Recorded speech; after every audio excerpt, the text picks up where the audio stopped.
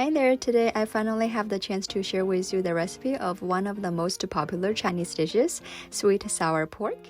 To start off, we're going to slice some garlic, ginger, spring onion, and cilantro. If you are familiar with Chinese cooking, you know that these ingredients are pretty essential to Chinese cooking in the kitchen, right? For the cut of pork, we're going to use pork tenderloin. If you like chicken, you can always substitute with chicken, sweet sour chicken, why not? Once we mix the sweet potato starch with water, simply pour the batter in a sliced pork, marinate for 10 minutes or so.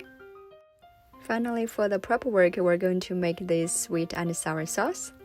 Now let's get the cooking part started. Once we heat up plenty amount of oil, simply deep fry the marinated pork on medium heat, and they needed to be deep fried for the second time. That way you have this nice golden brown color. We're almost there, guys.